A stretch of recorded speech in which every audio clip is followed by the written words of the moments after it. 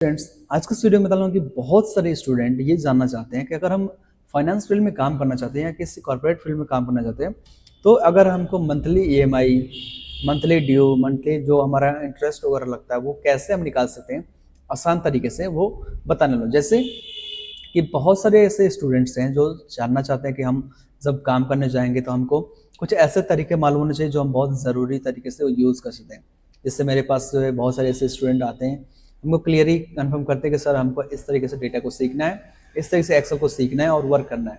But आज के इस वीडियो में आपको कुछ ऐसे फॉर्मूले बताना हूँ जो बहुत ज़रूरी है, आप बहुत आसान तरीके से यूज़ कर सकते हो।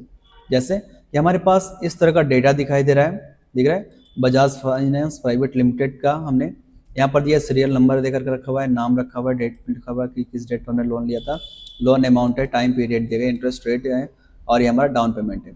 ये जो टाइम पीरियड देगा ये सालाना है, साल में कितने परसेंट हमारा जो है यहाँ पर लगने वाला है वो दिखा रहा है। तो 3 साल में हमारा 8%, यानी कि 8% सालाना है, तो हमारे यहाँ पर टोटल 3 साल का हो गया।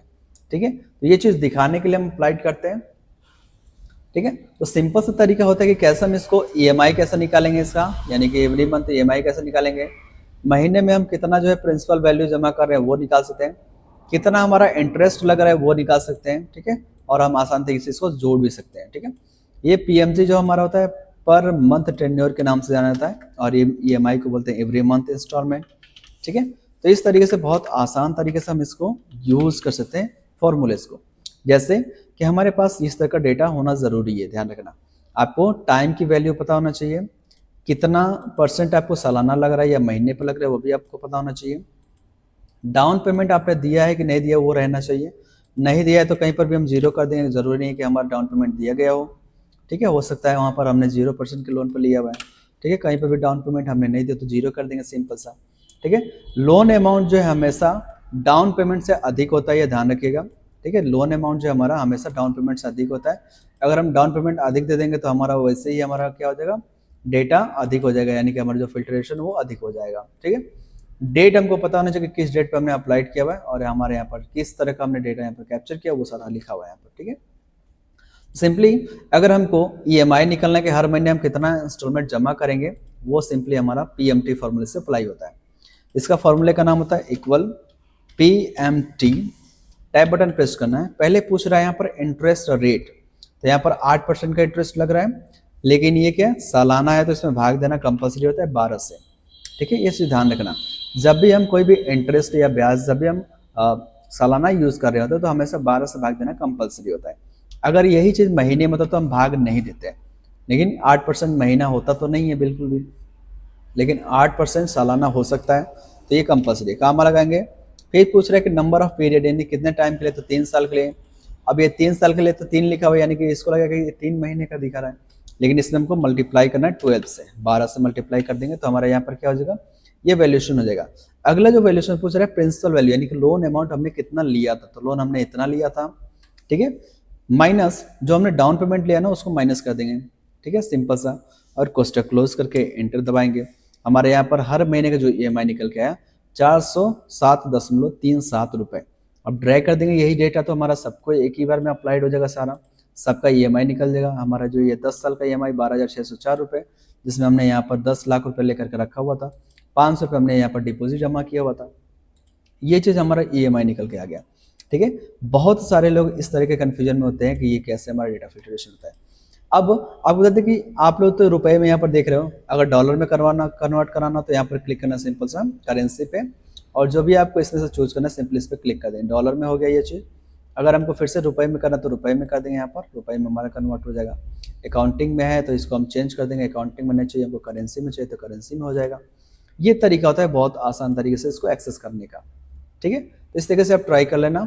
उसके बाद से हमारा आता है PPMT, principal per month tenure, यानी कि जो हम लोन जमा कर रहे हैं उसमें हम प्रिंसिपल वैल्यू कितना जमा कर रहे हैं ब्याज छोड़ करके, यानी कि हर महीने हम कितना वैल्यूएशन जमा कर रहे हैं, कितना इसमें हम अपना मूलधन जमा कर रहे हैं वो निकालने के लिए होता है। तो इसमें लगता है इक्वल पीपीएमटी, कोष्टक लगाएंगे। फिर पूछ रहा है interest rate same to same सब कुछ करना है, तो यहाँ पर लगाएंगे इंटरेस्ट रेट हमारा 8% का है, गुणा करेंगे, सॉरी भाग करेंगे इसमें 12 से, कामा। अब पूछ रहे हैं कि कितने टाइम का निकालना चाहते हैं, तो हम हमेशा 1 महीने का निकालने का रिकमेंडेशन देंगे, तो 1 महीने का निकालेंगे और जितने महीने का आपको निकालना है उसमें मल्टीप्लाई कर देंगे हम, सिंपल सा, ठीक है। कामा पूछ रहे हैं कि नंबर ऑफ पीरियड कितने टाइम का, तो 3 साल का है, लेकिन गुणा कर देंगे 12 से इसमें, ताकि हमारा क्या हो जाएगा, महीने में कन्वर्ट हो जाएगा। फिर पूछ रहे प्रिंसिपल वैल्यू क्या है, तो प्रिंसिपल वैल्यू हमारा ये है minus down payment. Question close करके एंटर वैल्यूएशन कर देंगे, ठीक है। यानी कि हर महीने जो हम जमा कर रहे हैं ना वो 320 रुपये मूलधन जमा कर रहे हैं, बाकी जो हमारा बचा हुआ बैलेंस है वो ब्याज है, ठीक है। इसको हम ड्रैग कर देंगे नीचे तक, ठीक है।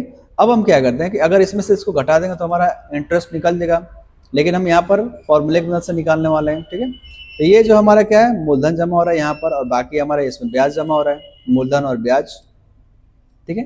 तो जितने लंबे समय के लिए हम ब्याज जमा करते हैं ना, उतना ज्यादा हमारा ब्याज लगता है। तो इसमें देखो 12,604 का जो हमारा क्या जा रहा है, ईएमआई जा रहा है, लेकिन हमने जो मूलधन जमा कर रहा है हर महीने वो 5,141 रुपये ही बस है। बाकी जो बचा हुआ बैलेंस है ना वो सब क्या है, ब्याज है हमारा, ठीक है। तो वो निकालेंगे। अब हम जो है पीपीएमटी और आईपीएमटी दोनों को जोड़ेंगे ना, तो इसके बराबर आना कंपलसरी है, आना चाहिए, तभी हमारा ये वैलिडेशन बन जाएगा, ठीक है। तो सिंपली यहाँ पर लगाते हैं पहले formula, equal IPMT, tab button press करना है। पूछ रहा है इंटरेस्ट रेट, तो 8% का है, भागा 12, कामा सेम फॉर्मूला अप्लाई करना है, बस यहाँ पर 1, कामा नंबर ऑफ पीरियड पूछ रहा है, तो नंबर ऑफ पीरियड हमारा 3 साल के लिए, गुणे 12, कामा यहाँ पर लगेगा, ठीक है। प्रिंसिपल वैल्यू, तो पीबी प्रिंसिपल वैल्यू हमारा ये होता है minus down payment. Question close करना है, एंटर वैल्यूएशन दबाना है, ठीक है। और इसको हम ड्रैग कर देंगे नीचे तक। ये जो हमारा निकल के आ गया ये सब ब्याज है, ठीक है। अब इन दोनों को जोड़ेंगे तो इसके बराबर आ जाएगा, यानी कि मूलधन और ब्याज को जोड़ने पर हमारा ईएमआई बराबर निकल के आना चाहिए। तो यही काम हम यहाँ पर सम पे कर देते हैं। तो इक्वल सम फॉर्मूला अप्लाई करना है, ड्रैग करेंगे दोनों को और ट्राई करेंगे दोनों को जोड़ करके। देखो इसके बराबर जो हमारा ये डेटा आ चुका है, यानी ये जो डेटा दिखाई दे रहा है, ये जो वैल्यूएशन दिखाई दे रहा है वो हमारे सम के बराबर ऑटोमेटिक आ चुका है। हम इसको थोड़ा सा कलरिंग कर देंगे ताकि अच्छे से दिखाई दे ये, ठीक है। अब इसको सिंपली यहाँ पर क्लिक कर ड्रैग कर देंगे और सेम चीज कर देंगे यहाँ पर, सेम कलर। ये हैश दिखाई दे रहा था, थोड़ा सा हम इसको ड्रैग कर लेंगे इधर, और इसका जो कलर है टेक्स्ट का वो ब्लैक कर देंगे। चाहे इसका बैकग्राउंड हम थोड़ा सा चेंज कर देते हैं ताकि आपको क्लियर मेंशन रहे। दिख रहा है ना। अब देखो ये बराबर दोनों आया है कि नहीं आया है, दोनों बराबर है ना, यानी कि जो हमारा पीपीएमटी है और आईपीएमटी है बिल्कुल सही तरीके से वर्क किया है, और हमारा जो ये डेटा है ना बिल्कुल सही आया है, इसमें कोई भी इशू नहीं है। ये हमारा मेन डेटा दिखाई दे रहा है, क्लियर है। तो इस तरीके से हम बहुत सारे लोगों का, बहुत सारे डेटा का फिल्टर आउट कर सकते हैं आसान तरीके से। ये बहुत ज़रूरी है कि आप लोगों को सीखना चाहिए, ये चीज़ ध्यान रखना चाहिए सभी स्टूडेंट के बारे में ये चीज़ें, तो कंपलसरी है, इसको ध्यान रखना आप लोग। और जितने भी स्टूडेंट एक्सेल सीखना चाहते हैं अच्छे तरीके से, वो हमारे संस्था को ज्वाइन कर सकते हो और आगे और भी बढ़ सकते हो। सो इस तरीके के डेटा को सीखने के लिए आप हमारे चैनल को सब्सक्राइब कर सकते हैं, साथ ही में हमारे संस्था को भी ज्वाइनिंग कर सकते हैं जो भलुनी क्षेत्र के अंदर है। सो मिलते हैं अगले वीडियो में, तब तक जय हिंद, वंदे मातरम।